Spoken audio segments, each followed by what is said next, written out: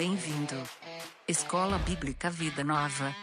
Para aprender e servir melhor a Deus, a família, a igreja e a sociedade. Aí, Happy Weekend, estudante! Carlinhos Vilaronga por aqui. Juventude, missões e ajuda humanitária. É um pouquinho do que a gente vai ouvir no Casa Aberta de hoje.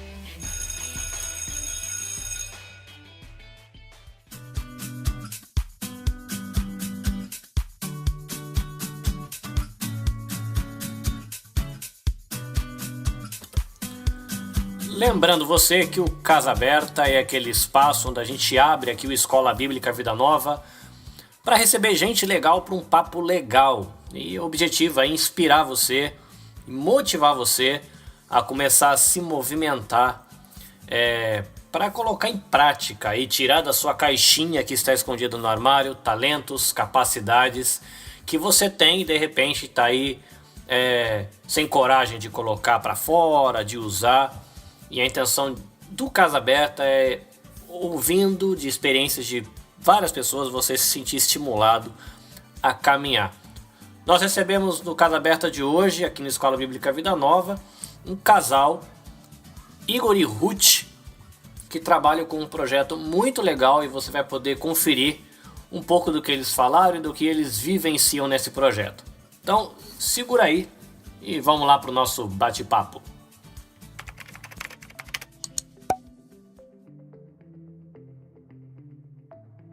Então, meninos, bom dia não, né? Não sei pra gente tá onde aqui. Pra mim é boa noite, pra vocês é boa tarde?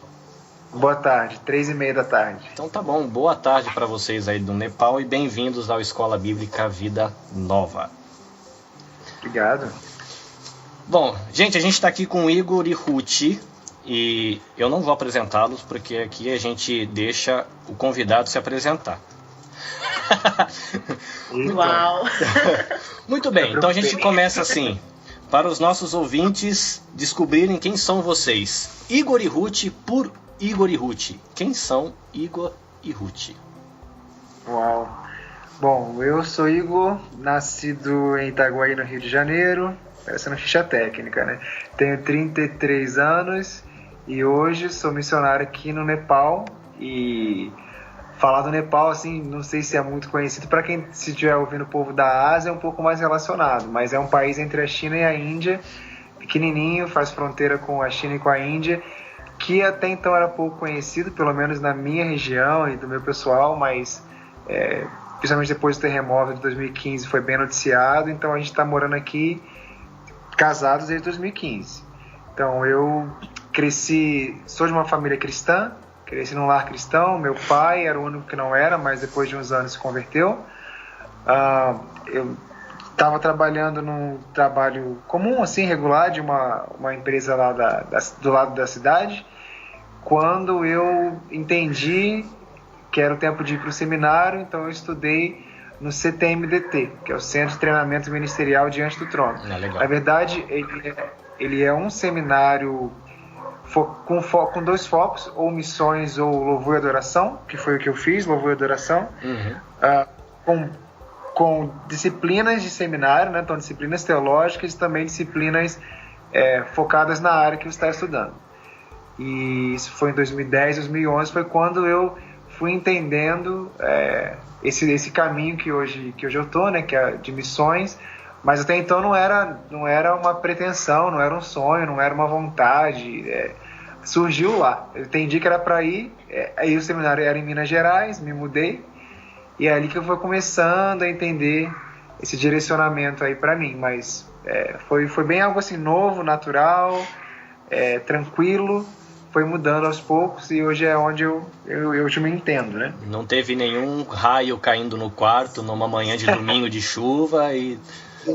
Até geralmente quando eu conto eu uso essas expressões também, porque lá no seminário, assim, eram pessoas do Brasil inteiro, 300 alunos, então de diversas denominações, de diversas linhas de pensamento cristãs. Então tinha de tudo, que foi muito bom, principalmente na questão de, eles chamavam de ensino informal, que era o relacionamento, o dia a dia, a convivência. Isso foi muito interessante, porque a gente aprendeu a respeitar, ouvir, a debater, isso foi muito legal. E aí a gente tinha umas reuniões lá, e algumas pessoas tiveram experiências assim, muito incríveis de sonhar com a bandeira, de falar no idioma da nação que iria, sem nunca ter ouvido antes, nunca ter falado nada daquilo. Inclusive o rapaz que falou japonês. Que interessante.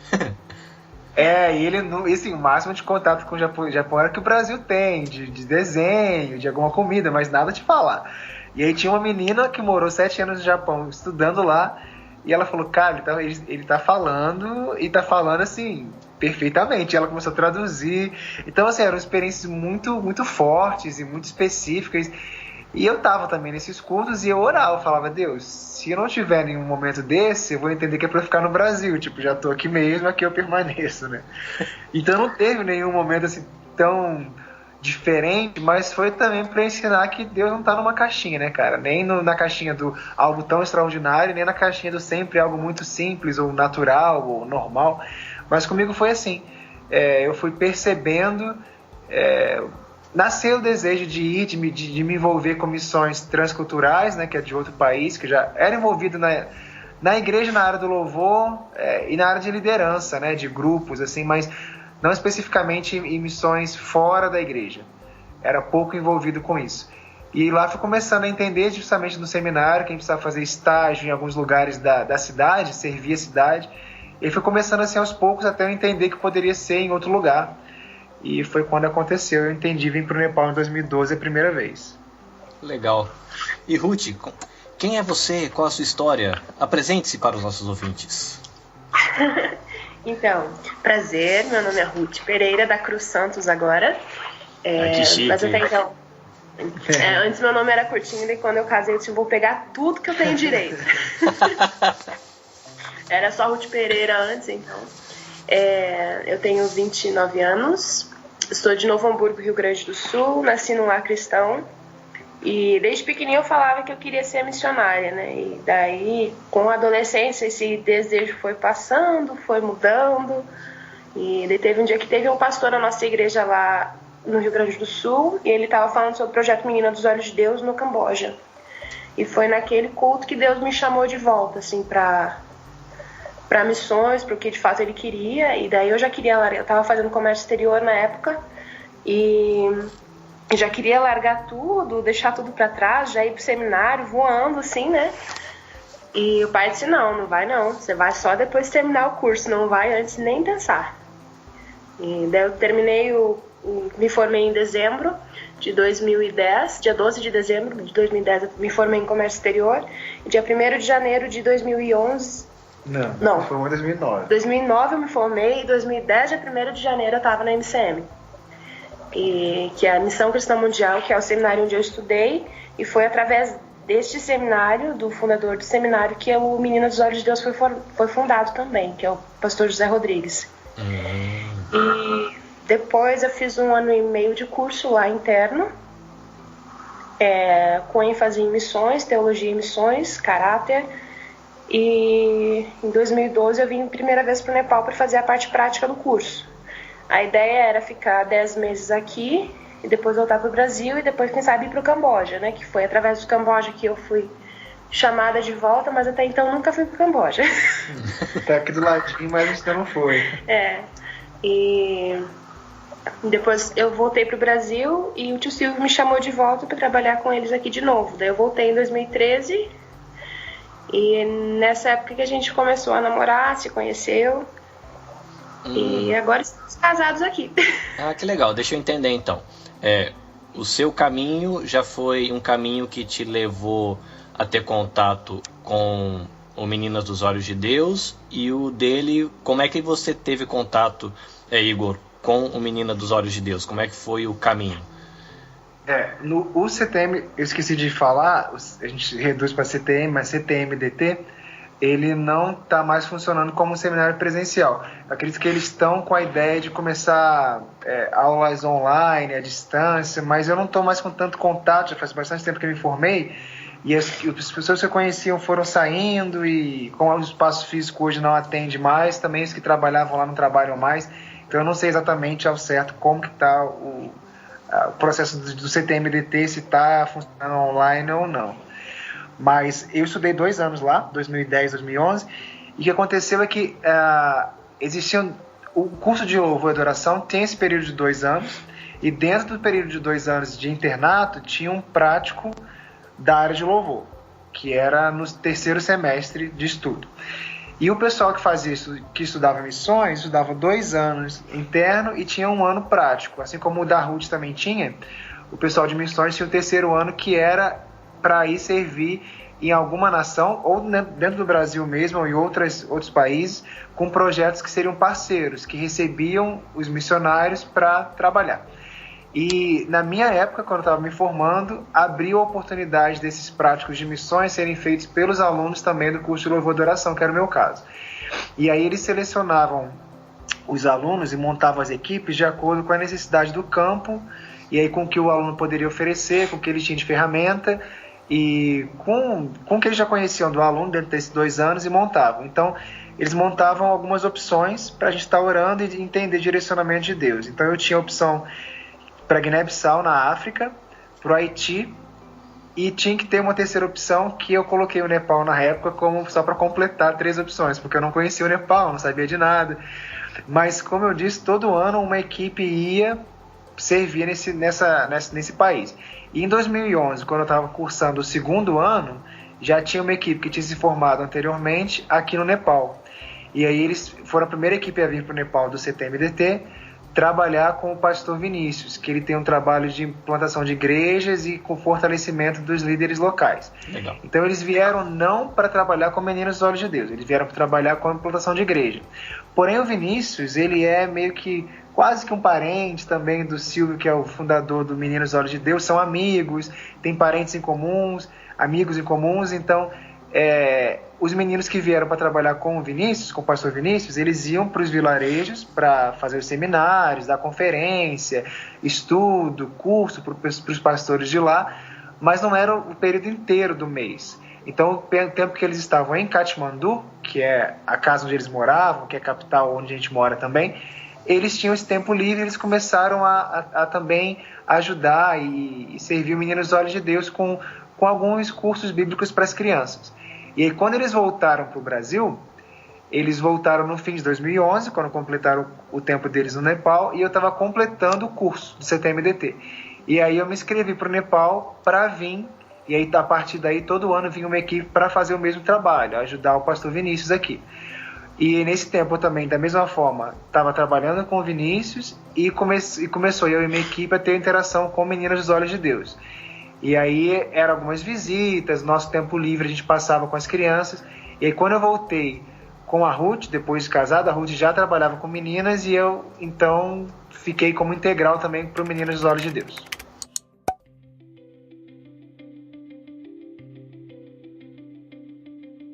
Legal, então a gente falou um pouquinho assim do trajeto de vocês até o Menina dos Olhos de Deus, e a gente vai voltar daqui a pouco para conversar um pouco sobre esse se descobrir como missionário, entender de que deve sair mesmo, né? A Ruth falou da questão, não, tô indo já, e a família, não, peraí, vamos acabar o que a gente está fazendo aqui, e você vai depois, e você falando, olha, eu estava cursando uma coisa, não caiu nenhum raio abrindo meu quarto no meio, mas eu vi coisas legais, mas comigo foi uma caminhada mais tranquila e me entendi como missionário depois. A gente volta já para conversar sobre isso. Agora, a gente falou bastante aqui, Meninas dos Olhos de Deus. Talvez algumas pessoas que vão ouvir já ouviram falar do projeto, e algumas pessoas não fazem ideia do que nós estamos conversando. Apresente pra gente o que é o Menina dos Olhos de Deus, o que faz, onde um pouquinho talvez da história. Explica pra gente um pouquinho o que é esse projeto que vocês estão envolvidos hoje. Bom, em 1997, o pastor José Rodrigues, que é o fundador da MCM, Missão Cristã Mundial, onde eu estudei, ele esteve na Índia em uma viagem de turismo, assim, para conhecer o país, mesmo com alguns outros pastores. E no meio dessa viagem ele viu uma menina morta na calçada, só que até então ele não sabia que ela estava morta. E ele é médico, né? Ele é cardiologista, se eu não me engano. Sim, cardiologista. E daí ele o primeiro impulso dele foi querer ajudar a menina, sei lá, tentar reanimar, alguma coisa assim, né? E o guia da expedição falou assim, não toca nela porque ela é impura. E daqui a pouco vem um caminhão de lixo e vai pegar ela. E foi o que aconteceu, né? O caminhão veio, pegou a menina e levou embora. E desde aquele momento, então, ele começou a ficar incomodado e ele foi querer saber mais sobre a menina. E daí ele descobriu que ela era Nepali, ela era uma adolescente, tinha em torno de 12, 13 anos. E daí ele ficou incomodado. Ele voltou pro Brasil perguntando para Deus o que ele podia fazer. E só para esclarecer, uma experiência nesse caso aí de ver essa menina foi na Índia. Quando você fala Nepali, é uma pessoa do Nepal. É uma nepalesa, isso, uma menina okay. Nepalesa. Isso. Qual que é o termo correto? É nepalesa ou Nepali ou tanto faz? Como é que funciona? Porque em inglês a gente usa Nepali para os dois gêneros. Mas como no português a gente diferencia o gênero, então a gente fala nepalês para homem e nepalesa para menina. Mas se por acaso a gente fala Nepali em algum momento, também se refere ao povo, porque esse é o termo em inglês. Ah, ok. Então beleza. E daí quando ele voltou pro Brasil, ele ficou um tempo buscando pessoas para enviar para cá. E ele ficou cerca de 2 anos procurando pessoas para virem. E em 2000 ele conseguiu enviar o tio Silvio e a tia Rose para abrir o projeto aqui. A gente chama tio Silvio e a tia Rose pelo contato nosso aqui, a maioria se chama assim, mas o Silvio, o pastor Silvio, né, a pastora Rose, eles são os fundadores. Aqui a Ruth vai continuar essa história, mas só quando você ouvir tio Silvio e tia Rose, se vocês ouvirem assim, é o pastor Silvio e a pastora Rosemary, e a gente chama assim pelo convívio, pelo carinho mesmo. Legal. E daí eles vieram para cá em 2000, em novembro do ano 2000, veio eles e o filho deles também, que na época tinha 6 aninhos, e eles não sabiam nada de inglês, não sabiam nada da língua daqui, e eles começaram a abrir a casa sem ter noção nenhuma, assim. Eles chegaram a morar em uma casa, na casa 1, que a gente chama, com cerca de 54 meninas, e foi aí que elas começaram a aprender o português, porque a primeira parte das nossas meninas todas falam em português, ou falam, ou entendem, e foi aí que a tia Rose aprendeu o Nepali fluente, né, a língua fluente. Interessante falar e lembrar a Ruth comentando que eles vieram sem saber o idioma, sem saber... Na verdade, eles não sabiam nada de nada, assim, tanto que eles contam, as experiências deles, assim, são...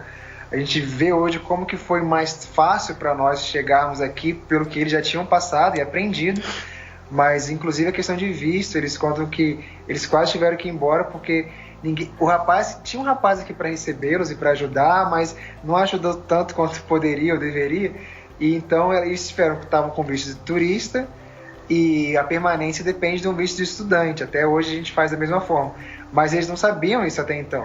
E aí esse rapaz também não tinham falado, eles quando descobriram estava quase na hora de ir embora, assim, eles não poderiam nem voltar. E aí, assim, tudo isso eles foram aprendendo na raça e no dia a dia, né? E hoje eles aprenderam tanto que a tia Rosa ela é citada em um livro da faculdade de Nepali, da língua nepalesa, como uma melhor estrangeira a aprender a língua nepali. Ela fala o Nepali assim, fluente, sem sotaque, e se você escuta ela falando, você não pensa que ela é estrangeira, sabe? Uma curiosidade prática ou técnica, quando nós falamos português, muita gente tem contato com o inglês, aqui no Japão a gente fala o japonês, comparado com o inglês, qual que é a sensação para vocês desse contato com o Nepali? É uma língua que é muito difícil para um brasileiro aprender? Ou qual é que é a sensação quando você tem contato com o idioma Nepali? Então, no meu ponto de vista é bem difícil, porque tanto que de todos os brasileiros que passaram por aqui, só ela aprendeu. Até hoje tá você certo não conheceu... que teve assim, todo o esforço da parte dela em aprender o convívio com as meninas, mas mesmo assim, só ela aprendeu. Hoje a gente está aqui, a gente consegue entender alguma coisa, assim, a gente consegue pegar o contexto da conversa, mas a gente não fala. Até porque até um certo comodismo da nossa parte também, porque a gente não precisa do Nepali aqui, da língua, né? A gente Vocês se comunicam em português? Como é que funciona? A gente usa mais o inglês. o inglês e o português aqui. Nas casas, que aí contando essa história vai chegar até hoje, quando a Ruth fala das casas, as crianças, elas aprendem o inglês aqui, diferente do Brasil, que se aprende na escola aquele inglês só para passar na prova e depois esquece, tem que fazer um curso particular, se você quiser, para se interessar. Aqui a maioria das escolas da capital e das cidades maiores, elas realmente ensinam o inglês. Claro que com sotaque local, com alguns erros, mas assim, a comunicação ela acontece com qualquer estrangeiro. Então a gente se comunica em inglês com as crianças e, como a Ruth falou, as primeiras meninas que vieram, isso há 18 anos atrás, então hoje já são mulheres, a gente fala meninas porque pelo seu nome do projeto, mas já são mulheres casadas, a primeira geração elas falam português. Então para nós não é essencial saber o idioma para sobreviver ou para viver aqui, porque o nosso círculo onde a gente trabalha e convive tem tanto português quanto, na sua maioria, o inglês, que é o que a gente usa. E aí na rua, ou qualquer viagem ou compra, a gente pode falar inglês, que todo mundo se comunica em inglês aqui. Que legal. É. Eu imaginaria que sendo um país perto da Índia, que o idioma da Índia fosse o idioma que teria maior espaço no país e não o inglês. Interessante. Não, eles sabem, né? O hindi ele é bem conhecido aqui. Então, é tipo o nosso português e o espanhol, por exemplo. A gente entende o espanhol, mas não fala. Aqui é o Nepali com o hindi. Eles entendem o hindi, que é a língua indiana, mas não falam. Mas o indiano não consegue entender o Nepali.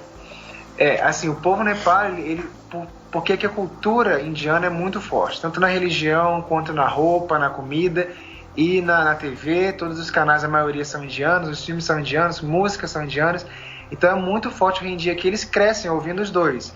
Então é claro que eles sabem o Nepali muito melhor, porque é o idioma do país, mas o hindi está muito presente aqui que é o idioma indiano, muito presente no Nepal.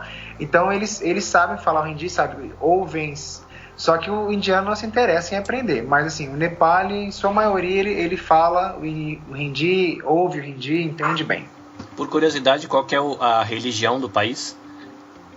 A religião é hinduísta. Hinduísta, ok. Cerca de 85% hinduísta. Daí, em segundo lugar, vem o budismo, com menos de 10%, acho, né? Daí depois tem o cristianismo, Hare Krishna, o islamismo. E o cristianismo, tanto o protestantismo quanto o catolicismo, na mesma porcentagem. Quando a gente for falar de porcentagens aqui, talvez elas não vão estar, provavelmente, né, elas não vão estar corretas, porque o último censo feito, por exemplo, assim, oficial é de 2012 e não é contado muitas vilas, muitos vilarejos que são muito distantes. Então a gente vai estar falando de alguns números que são até oficiais, mas que provavelmente não são reais. São antigos, e mesmo na época que foram feitas, não foram feitas na sua totalidade, né? Então, uma amostragem. A amostragem. Então, desculpa se a gente não falar realmente o que seria o correto, mas é o que a gente tem, que é antigo e que talvez não seja completo. Legal. E onde nós paramos na história depois dessa digressão? Isso.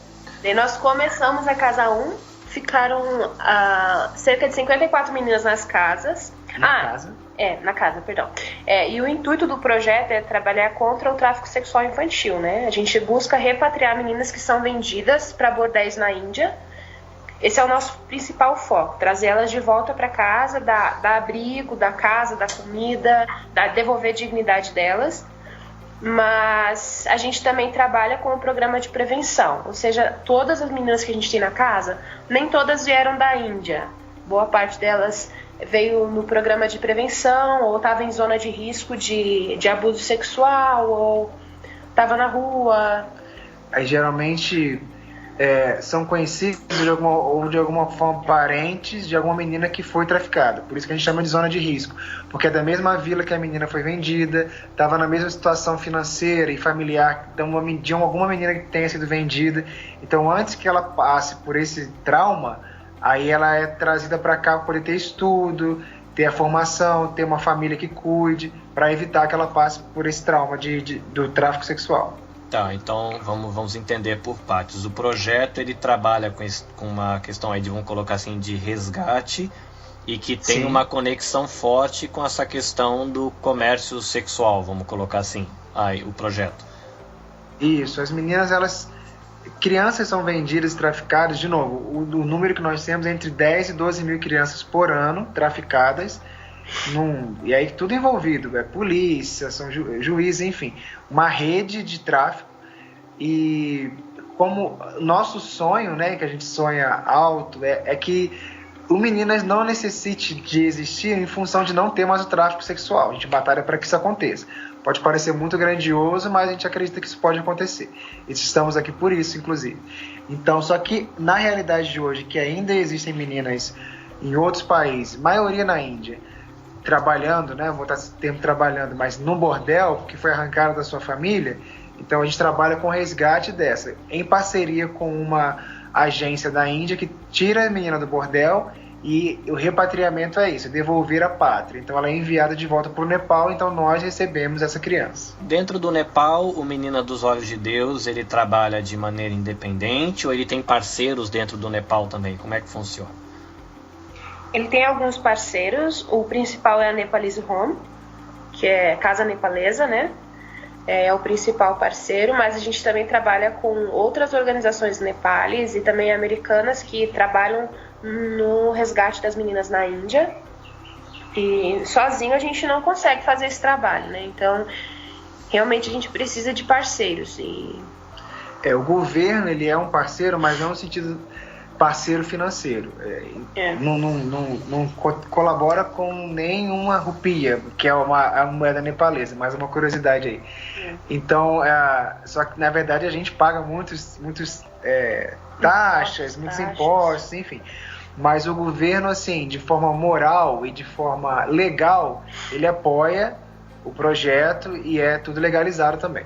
Ah, que legal. Então vocês não trabalham de maneira, não sei, vamos dizer assim, oculta e independente, né, solta dentro do país. Tem toda uma estrutura para o projeto funcionar. Isso, tem. Hoje sim. Claro que no início foi conhecendo tudo e tal, mas sempre dentro da legalidade, né, para o governo nepali. E aí os parceiros foram chegando com o tempo e à medida também que foi crescendo e necessitando de apoio financeiro, principalmente. Então, eles foram chegando ao longo dos anos nas necessidades, aí Deus ia enviando esses parceiros. Tendo parceiros dos Estados Unidos, Canadá, Austrália, Brasil, que foi o maior, né? Assim, foi a MCM que a Ruth comentou, que começou o projeto aqui, eles sustentaram por anos, assim, a totalidade do projeto. Então, com todas as ofertas dentro do Brasil, foi sustentando e hoje essa parceria, graças a Deus, ela aumentou. Ainda precisa de algumas para poder suprir toda a necessidade do projeto, mas graças a Deus nunca faltou nada. Isso. Hoje a gente tem parceiros em tudo que é parte do mundo, assim, tem parceiros nos Estados Unidos, até no Japão tem gente que ajuda a gente aqui. Obrigado, Japão! E tem gente no Canadá, Nova Zelândia, Austrália, Alemanha, no Chile. Tem gente de vários lugares, assim, que estão com a gente de fato, sabe? E hoje a gente está com 4 casas de acolhimento, 3 de meninas e 1 de meninos. E hoje a gente tem a nossa escola, e que foi a partir do sonho da Casa 1, que as meninas elas iam para a escola aqui e elas sofriam muito bullying, acho que não pode dizer bullying? Bullying, abuso também. Não abuso sexual, mas abuso psicológico, emocional.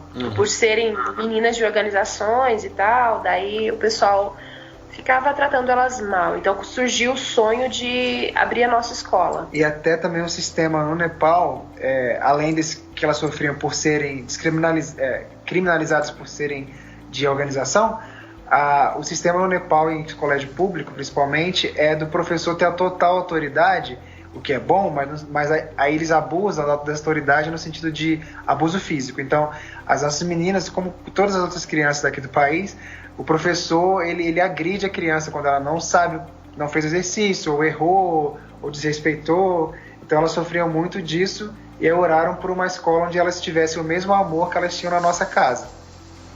E daí em 2007, tio Silvio e tia Rose foram para o Brasil para uma conferência e de divulgação assim, do projeto também.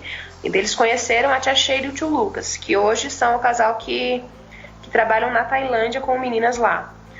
E a tia Sheila ela é pedagoga e ela foi intimada a vir para cá para começar a nossa escola. E graças a Deus, assim, hoje a gente tem uma escola com cerca de 300 alunos, que foi criada no início só para as nossas crianças.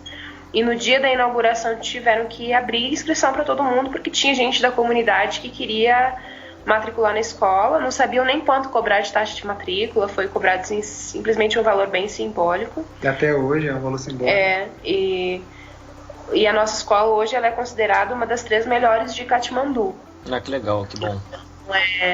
A ideia é um dia chegarmos à faculdade, né? É um processo que vai demorar um pouco, a gente sabe, mas hoje a gente tem até a grade 12. Que é... Não, até classe 10. Classe 10, Isso, perdão. classe 10 seria equivalente a... No Brasil, é o primeiro ano do ensino médio. Ah, ok. Que o que eles fazem aqui no sistema de ensino vai até o que seria o primeiro ano de ensino médio na escola, e depois eles vão para o que seria um curso técnico, que seria o segundo e o terceiro ano do ensino médio, é a classe 11 e 12, que é já dentro da área que eles pensam cursar a universidade.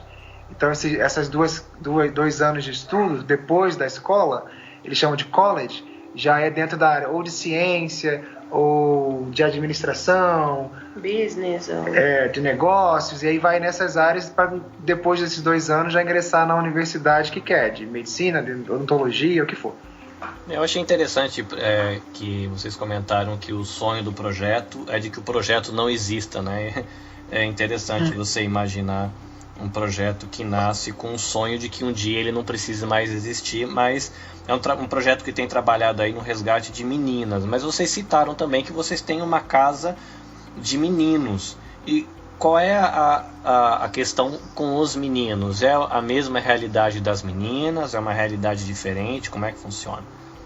É diferente. Quando eu falo assim, de deixar de existir, é muito daquela ideia de, quando o missionário ouve, de se tornar dispensável, né? Você vai, você doa e você ensina o máximo que você pode para que o próprio local faça, e claro que o local sempre vai fazer e alcançar de uma forma mais abrangente. Então essa é a ideia, e claro, não haja mais o tráfico, então a gente não precisa mais, como o projeto em si existir, permanece a família, mas o projeto não precisaria existir.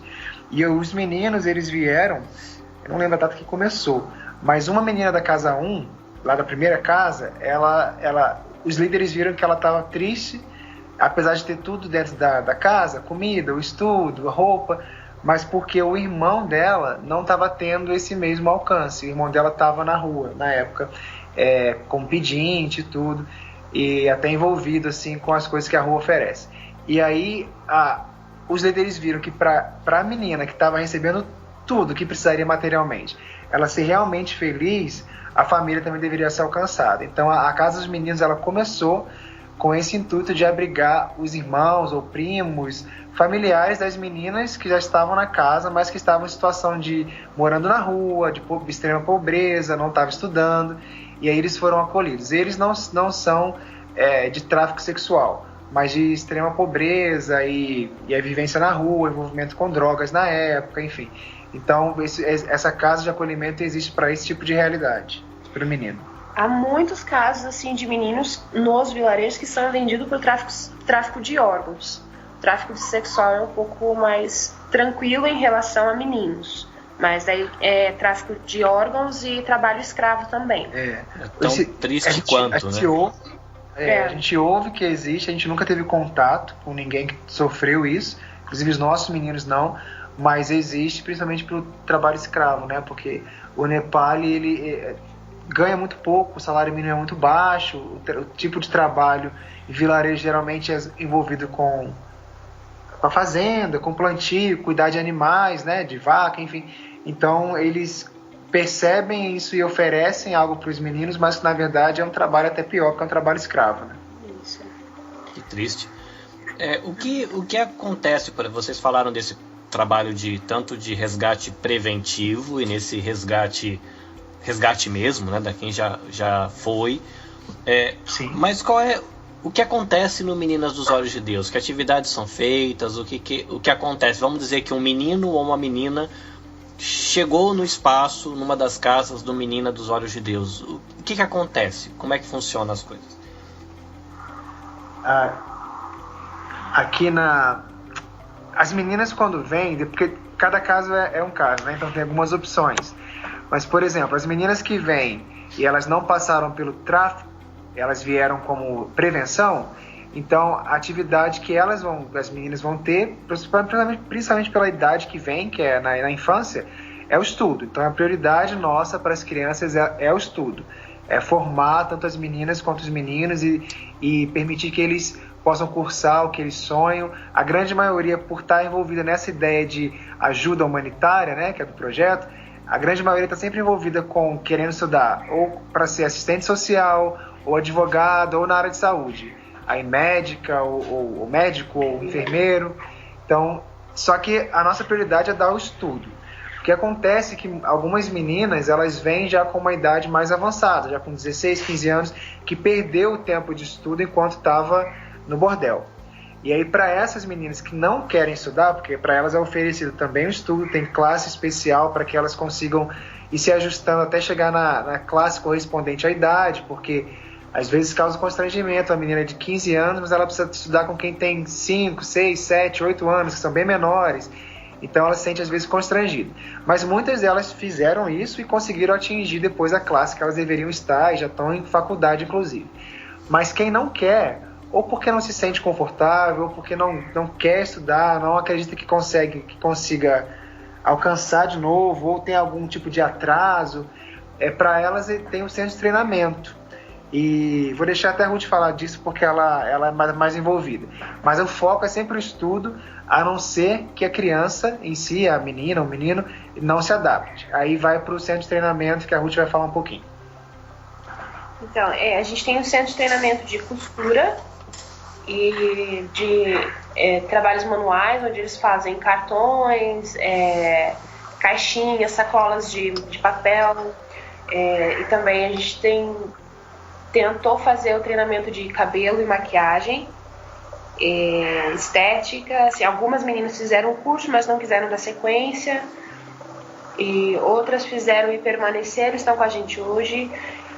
Mas assim, a gente está com 12 meninas no centro de treinamento de costura que vieram da Índia e que não quiseram continuar estudando. E essas meninas, hoje elas estão já sabem costurar, já sabem como fazer algumas coisas. Se forem para a vila, voltarem, por exemplo, elas não vão passar fome, porque elas sabem pelo menos o básico para poder se virar. E a ideia é que no futuro elas possam ter ou o negócio delas, ou poder se manter de forma que não precisem ficar dependendo de outra pessoa. O projeto trabalha com esse, vou chamar assim, resgate, acolhimento, mas também num trabalho de capacitação para que essa pessoa tenha uma vida independente, não dependente do projeto o tempo todo. Interessante. Sim. Inclusive tem, dentro do Meninas dos Olhos de Deus, tem uma das partes que chama Livres para Voar, que é justamente isso. Impulsionar a criança, a gente vai falar criança, mas já pensa numa idade mais avançada, mas impulsionar essa pessoa a voar, como você disse, como os pais criam os filhos, né? Para voar, para alcançar novos sonhos e tudo, e não para que fiquem dependentes. Então existe esse projeto dentro do Meninos que chama Livres para Voar, de meninos que já, por exemplo, passaram de 15, 16 anos, e aí eles moram juntos, ainda continuam os estudos, mas já começam a procurar um emprego. As meninas nessa idade, elas geralmente quando terminam os estudos, já tem como se manter, já estão trabalhando, elas alugam um quarto, por exemplo, 3, 4 amigas e vão morar junto para começar a sua independência, sua vida independente. Então a gente tem, por exemplo, o Natal aqui, que é a festa maior dentro do projeto, não no país, mas no projeto, que reúne, acho que esse ano tinha 450 pessoas, 450 pessoas em média, porque todos que passaram pelo projeto desde lá de trás, há 18 anos atrás, eles vêm. Então a gente vê meninas e meninos que já têm sua família, já casaram, já se profissionalizaram, trabalham, sustentam sua casa. Então a ideia é essa, continuar com esse uma contato, família. eu fico imaginando que para quem chegou há pouco tempo, assim, uma menina ou um menino que está aí acolhido pelo projeto, e pode ter esse contato com alguém que já passou pelo projeto e voltou para uma vida normal e tudo está caminhando. Deve ser muito legal para quem está chegando, olhar e ter perspectiva. Falar, olha, é possível porque esse meu amigo aqui também viveu isso e caminhou. Isso deve ser muito interessante. Sim, porque inclusive o que a gente ouve é que lá nos bordéis da Índia, quando você chega para oferecer esse resgate, muitas meninas elas não acreditam que possa ser real, porque foi a mesma oferta que foi dada quando ela foi arrancada da família. Então o que acontece é que elas precisam, e a gente entende isso, ver que é real e ouvir histórias disso. Então muitas meninas daqui ligam no momento em que eles estão com algum contato com alguma menina de lá, para ela contar a história dela. Então o testemunho dela serve de base para salvar outras vidas. E essa é a motivação maior das meninas que foram resgatadas. Elas lutam da forma que podem, como podem, para que outras meninas sejam resgatadas também, como elas foram. Então é muito bonito, porque esse testemunho de vida, do que elas passaram, de como elas estão hoje, alcança outras meninas também. Eu vou fazer uma pergunta que tem um pouco mais pessoal, né? Vocês falaram de várias atividades, centro de treinamento, a escola, a questão de resgate, acolhimento, cuidado com as casas. Eu imagino que tem um grupo grande que trabalha com o Menino dos Olhos de Deus, mas vocês dois, particularmente, em que atividades vocês estão envolvidos? Vocês servem aí no Menina dos Olhos de Deus e em que atividades? A gente vai responder a sua pergunta, mas deixa eu só aproveitar esse momento para citar, você falou do centro de treinamento, citar que quem ensinou essas meninas a costurar durante 8 anos foi a Anne, é uma amiga nossa, missionária chilena. Ela veio, ela junto com a outra amiga dela, que é a Gladys, que é uma outra chilena também, voltaram há um mês, menos de um mês, em 2 semanas elas voltaram para o Chile, depois de ficar entre 9 e 8 anos aqui. Então a gente quer honrar a vida delas, porque a Anne foi quem ensinou essas meninas a costurar.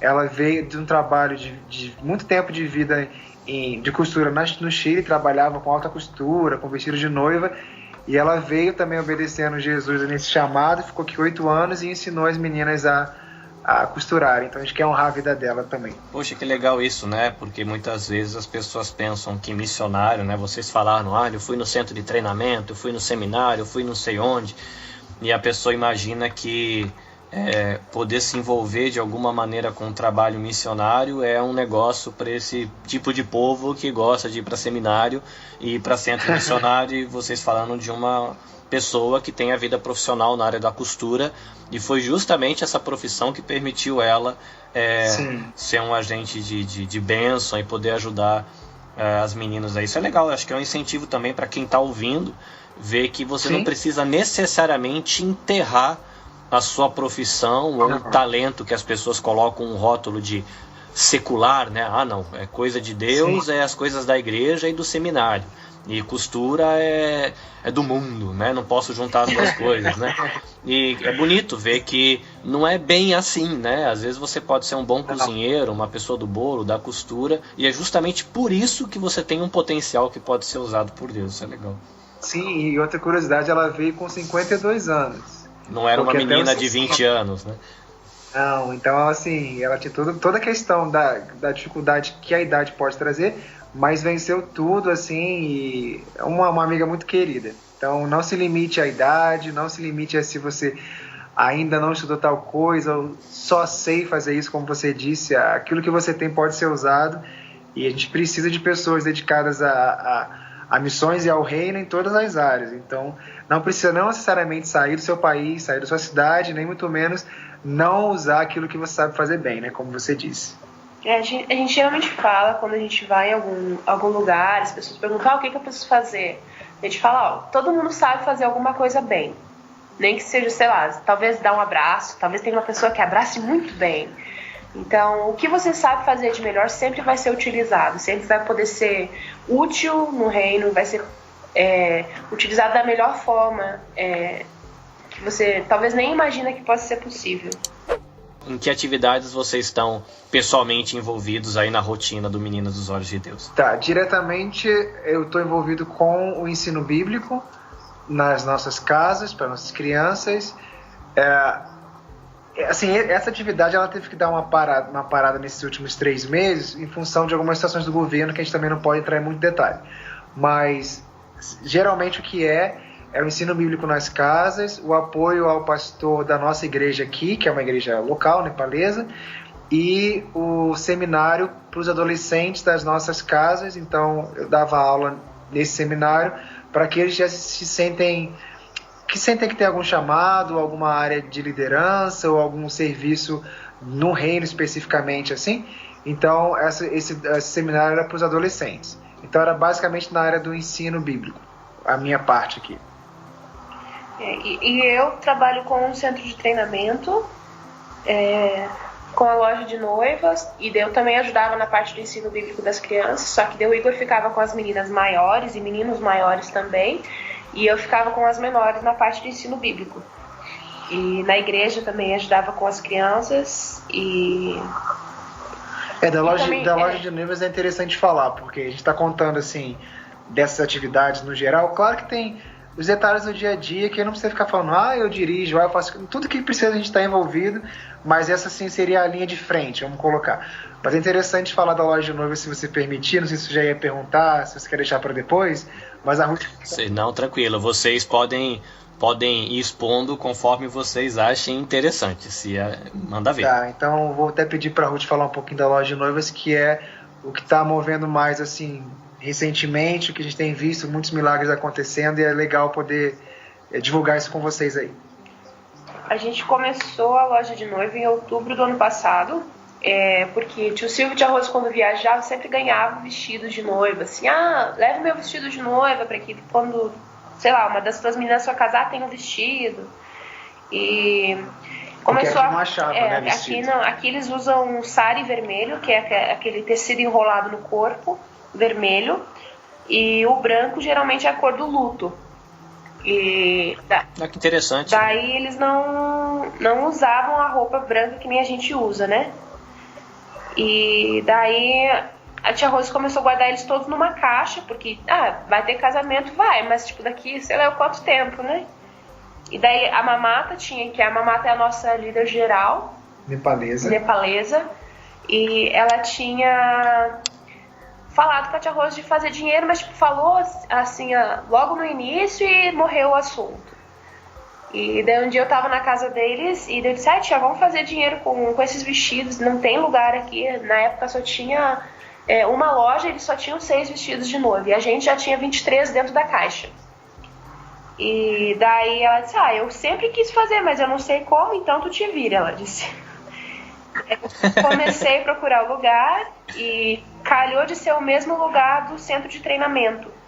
Isso porque, como a Ruth falou, culturalmente não era uma prática o vestido de noiva. As nossas meninas, por estarem envolvidas com a questão de outra cultura, né, por os líderes serem brasileiros, por verem foto e tal, começaram a querer. E também, dentro do próprio país, com a chegada de internet, filmes de cristianismo, filmes estrangeiros, que é todo filme estrangeiro, mesmo não cristão, que tem um casamento, a mulher tá de vestido branco, né? Aquele vestido de princesa, na igreja e tal. Então começou as meninas daqui, mesmo as não cristãs, verem por influência de cultura, e no nosso caso saber que também tinha cultura cristã, mas no geral delas, cultura de TV, de internet, de filme, começou a crescer muito a procura por esses vestidos, e aí não tinha muito. Foi quando surgiu esse estalo. Uma similaridade que tem isso que você está falando com o Japão, que no Japão às vezes você está andando numa cidade e você vê uma estrutura, um prédio grande, que a gente que é do Brasil, que está acostumado com estruturas de igrejas grandes, e você vê uma certa estrutura que parece um centro de conferência, alguma coisa assim, e você vê uma capela com uma torre e uma cruz lá em cima, você fala, caramba, olha que igreja japonesa grande. E aí você vai descobrir que isso não é uma igreja grande, é justamente uma loja de noivas. Uau. Então tem uma estrutura, que essa estrutura que a gente acha que é um centro de conferências, na verdade é aquele lugar da recepção para a festa, com as mesas, e lá do lado tem uma capela, tipo aquelas capelas americanas, né, que tem a torre, tem a cruz, o sino lá em cima, e você sai lá fora, tem aquele gramado, com um negócio que parece um arco, que eles decoram com flores, e a pessoa assina ali, e eles fazem um casamento com um ator fazendo o papel de ministro, seja católico ou protestante, e o casal entra, o ministro lá na frente dá uma palavra, vestido com uma vestimenta que lembra ou um pastor protestante, ou um bispo, ou alguma coisa assim. Eles saem, assinam um livro, mas é só um teatro, é estético, porque viram no filme e querem fazer igual, mas ninguém ali dentro de repente, assim, não, por fazer dentro da igreja não tem relação nenhuma com a fé que eles professam, é só a estética cristã que eles acham bonito, e por causa dos filmes, eles gostam muito de filmes americanos também, eles usam, é bem um pouco parecido o contexto aqui, quando você vê japoneses e esses lugares que você acha que é uma grande igreja, com um grande centro de conferência, mas na verdade são lojas para casamento. Uau. Não, então aqui eles não, as meninas cristãs, elas usam o vestido branco na cerimônia e o sari vermelho na festa. E tem igrejas que até hoje não permitem o vestido, que tem que ser pelo menos um sari branco. Só que a gente tava assim meio travado, sabe? Tava complicado, não tava fluindo o negócio do aluguel dos vestidos e tal. E daí a gente, assim, precisou do nada, uma menina que era de outra igreja perguntou se a gente faria decoração e as meninas toparam. Até nessa época a gente estava no Japão. E elas toparam, fizeram a decoração, cobraram um valor tipo assim mínimo, acho que foi $50 que elas cobraram para fazer toda a decoração do casamento, e o pessoal começou a gostar. E a partir daí a gente decidiu começar a fazer decoração, e daí começou a deslanchar. E agora até a gente está tentando ver um lugar maior, mais centralizado, e só os valores são bem mais altos, né? Que nem, por exemplo, hoje a gente paga $260 no aluguel da nossa loja. E o lugar assim que a gente quer tem em torno de $1.500. Então eu sei que vai ser um processo mais devagar, mas a gente está começando a caminhar. Hoje a gente tem 4 meninas trabalhando na loja de noivas e no salão. A gente já está oferecendo cabelo, maquiagem, decoração, vestido de noiva, ajuda com o cerimonial. E a gente também faz os cupcakes. Bolo a gente ainda não arrisca, porque aqui o transporte é muito complicado para transportar um bolo de casamento. Mas os cupcakes a gente faz já para os casamentos. Então a ideia da loja de noivas é no futuro poder ajudar com o aluguel de uma das casas, gerar mais empregos para as meninas, sim, tornar elas sustentáveis, dar um trabalho digno para elas, sabe? Fazer com que elas possam levar a vida de uma forma digna, bonita, diferente do que era até então. E o legal da loja de noivas é que não parou lá naqueles 23 vestidos, e hoje eu nem sei quantos de noiva. Tá com 83. 83 só de noiva, fora vestido de festa, terno pro homem, pro pagenzinho, pra daminha. Tem assim o conjunto completo. E isso a gente quer agradecer lá do Paraná, a Maximus Atelier, que é uma loja de noivas. E aí o contato foi a Érica, uma amiga nossa. Ela é japonesa, inclusive.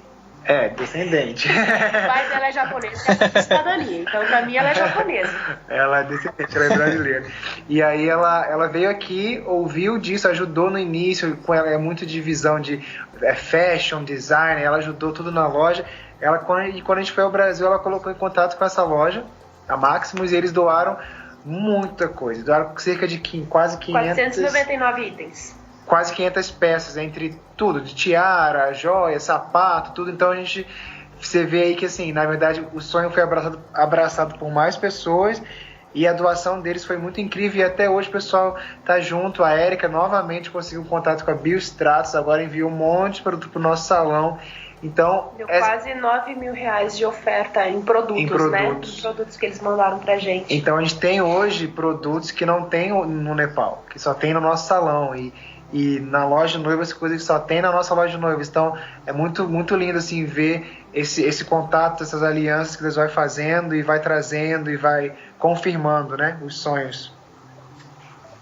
Que bonito. É legal também, mais um caso, né? A gente falou da pessoa da costura, e outro caso, né? Uma pessoa que tem uma empresa aí na área de noivas, outro na área de cosmético, e sendo profissionais que estão fazendo missão, né? Exato. Usando o seu negócio como missão. Isso é muito legal. Vocês têm falado aí de coisas que dão aquele ar de doçura, assim, de esperança, de beleza do projeto.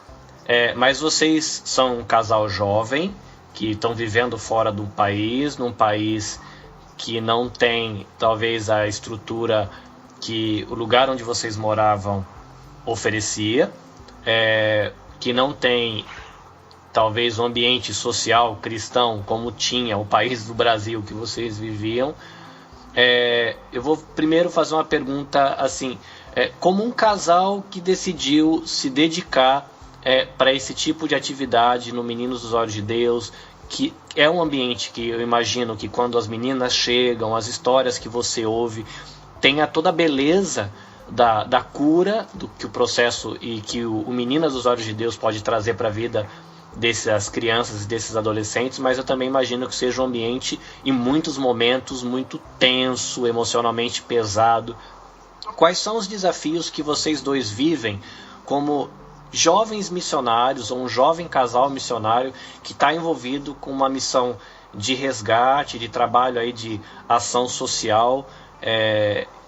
O que vocês experimentam e falam, cara, isso como casal, como jovens que estão aqui fora do país, é difícil? Eu acho que o peso de todo mundo que está longe, você ser, sua família também passa por isso, tá muito longe da família que ficou, né? Da igreja que está no Brasil, dos amigos que estão no Brasil, e essa questão de não ser tão fácil como gostaríamos, tá no reencontro, tá em alguns momentos especiais. Então, emocionalmente, a parte de estar longe de família e amigos que estão no Brasil e de não ter essa acessibilidade tão fácil. Claro que tem a internet que hoje ajuda muito mais do que, por exemplo, quando a gente veio em 2012, que eram pouquíssimos os recursos de internet para falar, mas não é a mesma coisa de estar presente e estar junto. Então esse é acho que o mais forte. Agora, do que envolve o projeto que eu posso falar, é essa questão da gente, claro que a gente falou de histórias muito lindas, de resgate, de gente que está estudando, de famílias já feitas, de meninas que casaram e tal, mas tem muito caso, não muito caso, mas existem casos de que depois de tantos anos a gente pensa, nossa, depois de tantos anos aqui, e aí casou com o hinduísta, ou casou com o budista, ou então não está mais na fé e está fazendo coisa que não é legal. Então quando a gente vê essas situações de meninas ou meninos que desviaram do caminho, não necessariamente estou falando que não são mais cristãos ou que não amam Jesus, não, mas que desviaram daquilo que a gente imaginou que seria bom para eles e que sonharam para eles, e do processo inicial da cura, porque a Ruth, por exemplo, claro que ela tem mais contato com as meninas e mais intimidade do que eu como homem, mas saber e ouvir histórias e situações assim de relatos ainda tão pesados, coisas que ainda machucam elas de lembrar, de falar, essa é muito difícil. A gente pensa assim, nossa, 12 mil por ano, acontece isso, e aí vem aqueles questionamentos assim, como todo ser humano, né? Será que vale a pena? E tá dando certo ou não tá? Porque se você olhar pro número de tráfico é tão grande, e aquela de ter que estar sempre se lembrando e sempre estar alimentando o coração com a fé e tal, porque realmente tem momentos que é difícil de ver a situação do país, tanto religiosa também, de muitos rituais, de muita coisa que acontece com os vizinhos e tal, e você olha assim, é difícil, tem hora que é difícil sim. E quando vocês olham assim a experiência de vocês falaram de muitas coisas legais que nascem no projeto, né? Experiências do projeto, mas olhando agora por um outro lado, né? Esses são os desafios que vocês enfrentam como um casal missionário vivendo no Nepal. Mas olhando agora vocês dois que se decidiram em se dedicar para esse projeto Meninas dos Olhos de Deus, o que vocês percebem que vocês, como cristão, como casal, como ser humano, o que vocês escolhem que fala, cara, tem um preço, mas isso que eu colho é muito bom? Normalmente aqui quem batiza não é o pastor, o tio Silvio e a tia Rosa, eles ensinaram as meninas a escolherem quem batiza a pessoa que mais te levou para perto de Jesus. Então, por exemplo, eu vou me batizar, eu vou escolher quem me levou para mais perto de Jesus e essa é a pessoa que vai me batizar. Pode ser até mais de um. E daí quando a gente foi chamado para batizar, então assim, eu fiquei bem emocionada, assim, mais do que devia, eu acho.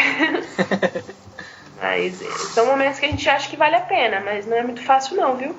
Eu tenho com a intenção, né, com esses bate-papos e justamente mostrar para pessoas que de repente têm talentos ou sonhos guardados na caixinha, bem escondido em algum lugar no armário, ver de que qualquer sonho, quando ele vai ser nutrido, e um projeto, quando você vai se envolver, uma ideia, uma iniciativa, ela tem um preço, mas mostrar para as pessoas que também tem esse lado legal de coisas que você vai ter que pagar um preço para viver aquilo, mas de que você vai ter muitas oportunidades que vão nascer com o envolvimento desse projeto.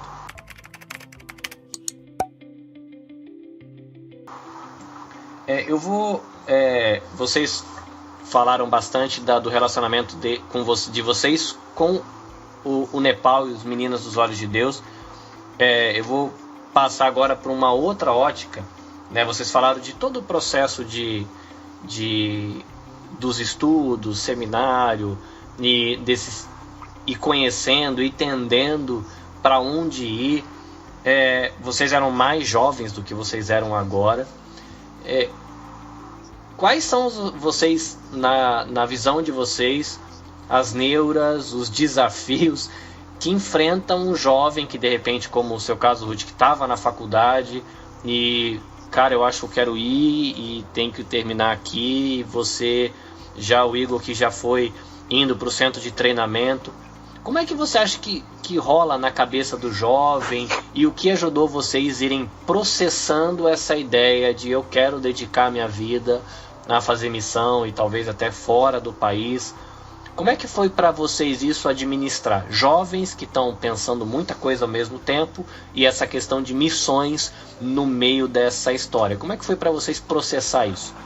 Eu me formei, na verdade, primeira faculdade foi licenciatura em matemática, então eu cheguei a trabalhar um tempinho nessa área, mas depois estava trabalhando em outro lugar. E aí, quando eu conheci o seminário, na verdade, porque uma amiga minha já estava estudando lá e eu fui visitá-la, e quando eu pisei lá eu entendi que era o lugar que eu precisava ir. Então você vai se sentindo meio não pertencente mais a outro ambiente que você estava inserido, e você fica meio que sonhando e esperando o momento daquele novo chegar. Então comigo foi assim, eu fui me sentindo desconfortável na situação que eu estava, que era uma situação muito confortável financeiramente no trabalho, na igreja onde eu estava, era tudo muito confortável, mas eu estava desconfortável no que deveria estar confortável. Então eu fui sentindo esse desligamento assim, aos poucos da onde eu estava, para ir para o seminário. E aí, chegando lá, para vir pro país, a primeira vez foi, para aqui para o Nepal, foi com essa ideia do prático, de 10 meses. Mas aqui também foram acontecendo algumas confirmações. E para mim a maior questão é a paz, que é esse árbitro assim, na decisão, no que Deus quer. Então eu fui orando, pedindo algumas confirmações, coisas que eram muito importantes para mim, como a bênção da família, a bênção da liderança no Brasil, e a porta aberta aqui. Então assim, foi tudo confirmando aos poucos, foi tudo acontecendo para confirmar a minha vinda. Então foi tudo no tempo certo, com a bênção dos pais, da liderança. Todo mundo entendeu também que sim, apesar de ser difícil, apesar de naturalmente se querer dizer não, mas todo mundo entendeu que era o sim. Eu e os que para mim eram importantes que tivessem essa resposta para mim. Então para mim foi dessa forma. Legal. Para mim acho que foi um pouco mais tranquilo, porque desde pequeno eu falava isso. Então quando eu realmente decidi, o pai ele só não me deixou ir antes, porque ele disse, não, isso você vai usar depois, e você não sabe se você vai ser missionário a vida inteira. Então você precisa ter algum canudo, vamos dizer assim, né? Algum certificado, alguma prova de que, sei lá, se você precisar, você pode trabalhar, você tem o que fazer. Então ele não me deixou sair antes, mas eles estavam muito em paz assim, em relação à minha vinda, e Deus provou em todos os momentos que era a hora certa. Tanto no levanto do recurso, que era um recurso bem alto na época, e todo o recurso foi levantado, e o fato do tio Silvio ter me chamado de volta foi uma confirmação para o meu pastor, porque quando eu voltei para o Brasil a primeira vez, na minha cabeça eu voltei e vou fazer outra coisa. Tanto que eu estava trabalhando fora até o tio Silvio me chamar de volta. E para o meu pastor, isso foi a maior confirmação, tanto para o meu pastor como para os meus pais. Então, para mim, eu acho que foi um pouco mais tranquilo nesse sentido. Isso é legal falar, porque tem muito jovem que, ou talvez a pessoa não jovem também, mas que ouve e fala assim, não vou nem começar esse processo porque vai dar muito dor de cabeça saber se esse negócio aí vai dar certo, então já não vou nem começar a pensar sobre isso. E outras pessoas podem falar, não, eu já vou pedir a demissão amanhã cedo porque eu já vou sair correndo e fazer alguma coisa. Então, são dois extremos. A gente conhece casos de pessoas que pediram demissão e foram, venderam tudo e voltaram em menos de um mês, assim, porque não era o que Deus tinha planejado, não era o que Ele queria. E assim, não é todo mundo que vai fazer isso, mas tudo tem um tempo, e se não for no tempo certo, não tá certo. Então, a gente não glamoriza, sabe, essas questões, não. A gente é bem realista no que fala. É ótimo estar no centro da vontade de Deus, é o que Ele quer, mas qual o tempo, em que momento, de que forma, aonde. Eu lembro de no seminário os alunos falarem assim, eu quero ir para as nações. E aí o professor falava assim, tá, que nação? Qual o idioma? Qual é a moeda? Qual é a religião? Qual é a cultura? Para onde você vai? Tipo, as nações? Que nações? Então, você tem muita certeza em Deus, assim, do que você quer. E essas confirmações, principalmente na família, elas vão acontecer no tempo que tem que acontecer, se tiverem que acontecer. E aí você não vai, em rebeldia, fazer nada. Nenhuma decisão sua vai soar como rebelde. Tem uma frase que a gente usava bastante no seminário, que é: a coisa certa no tempo errado é a coisa errada. Tudo tem o tempo certo, tem a hora certa, tem a hora de começar, tem a hora de terminar, é Eclesiastes 3, sabe? Tudo tem o tempo pra tudo. E se a gente sair do tempo de Deus, a gente está errado, então não vai dar certo. Gostei dessa frase, guardar pra mim. Usa ela. Pessoas que querem saber mais sobre o Meninas dos Olhos de Deus, ter contato, fazer mais perguntas, de repente até ajudar de alguma maneira, onde a pessoa pode procurar informação para entrar em contato? O Meninas, ele tem 2 páginas no Facebook. Uma é Meninas do Nepal /The Apple of God's Eyes, e a outra é Meninas, daí tem o apóstrofe S do Nepal. Essas são 2 páginas no Facebook. E também tem o site, que é meninasdonepal.com. Tem todas as páginas, quem tá meio que por trás, assim, sou eu. Então pode mandar pergunta que a gente responde tranquilo. E também tem o Instagram, que é @AOG_Nepal. E pode mandar pergunta. No site tem tem toda a história, tem todas as contas, se alguém quiser ajudar, tem todos vídeos, os meios de ajudar, tem fotos, vídeos, tudo. Dá pra ver a carinha de todo mundo lá. Isso. Muito bom. No Facebook a gente tá no Meninas do Nepal, já vai vindo relacionado, você vai encontrar. E tem uma equipe por trás, então, de comunicação, e a gente tenta responder o mais rápido, né? Não vai ficar sem resposta, não. Em algum momento vai chegar. E também tem a forma de contribuição, a forma como você pode apadrinhar uma criança, ou uma casa inteira, ou algum menino do centro de treinamento, enfim. Você pode apadrinhar, e a transferência, às vezes quem está ouvindo é do Japão ou do Brasil, no Brasil tem a conta do Banco Brasileiro, está lá no site, e quem estiver fora do Brasil pode doar pelo PayPal, que aí é fácil, internacionalmente você envia, ou envio pelo Western Union, que também é uma forma que o pessoal que está fora do Brasil utiliza para enviar e receber dinheiro, né? Agora, deixa uma palavra aí para os ouvintes. Sim, acho que resumindo tudo que a gente falou, e desde o início da caminhada até como está agora, é essa questão de buscar em Deus direcionamento para todas as coisas, não decidir nada de maneira assim meio afoita, no impulso, porque quando a gente ouve falar em questões, principalmente de cuidado humanitário, a gente se emociona, e qualquer decisão pode ser baseada nas emoções, e isso é complicado, porque você precisa ter uma palavra de Deus que vai ser a base para você, principalmente nos momentos mais difíceis, de dúvida, de falta de se você não está vendo alguma coisa e tal, a palavra de Deus vai te sustentar, aquela que você recebeu lá no início. E uma das frases que eu gosto muito também é: Deus sabe o fim desde o começo. Então, confiar que Ele sabe o melhor, buscar nele essa direção, porque aí não tem frustração, porque aí não tem decepção, né? Porque Ele não vai errar. Então, para buscar isso em Deus e confiar, descansar nele, que Ele tem o melhor. Muito obrigado pela visita aqui na Escola Bíblica Vida Nova, obrigado por doar um pouco do tempo de vocês para compartilhar o que vocês viveram e estão vivendo, e Deus abençoe vocês. Espero que de alguma maneira expor um pouco essa história possa ajudar, de repente, levantar e conquistar mais parceiros aí para o Meninas dos Olhos de Deus. Obrigado pelo tempo, obrigado pelo bate-papo. E a gente se encontra, talvez, da próxima vez que vocês vierem para o Japão. Sim, queremos Ou voltar. quando vocês vierem pra cá, né? Sim, tem um pessoal aqui que está querendo fazer uma visitinha para vocês aí. Venham assim. Então, vou deixar também esse convite aberto para quem está ouvindo. Se quiser um contato nosso pessoal, o próprio Carlinhos tem, no Facebook, tudo. Se quiser visitar, quiser conhecer pessoalmente, como a Ruth falou, quiser vir dar um abraço, ficar 3 dias, ficar uma semana, fala com a gente, vai ser muito bom receber vocês aqui e para vocês conhecerem de pertinho as crianças que têm sido alcançadas aqui nesse projeto. Valeu, Deus abençoe. Amém. Tchau, tchau. Falou!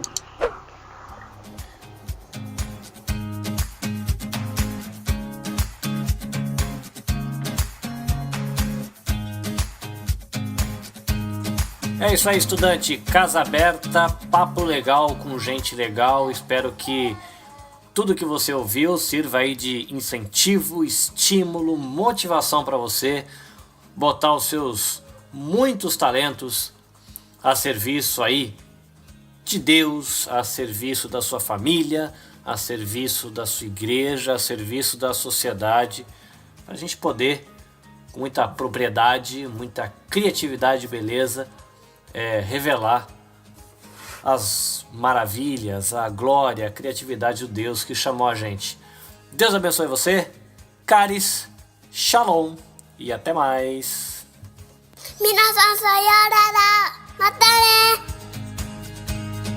Esforce-se sempre para receber a aprovação do Deus a quem você serve. Seja um bom trabalhador, que não tem de que se envergonhar e que ensina corretamente a palavra da verdade. Segunda carta de Paulo para Timóteo, capítulo 2, versículo 15.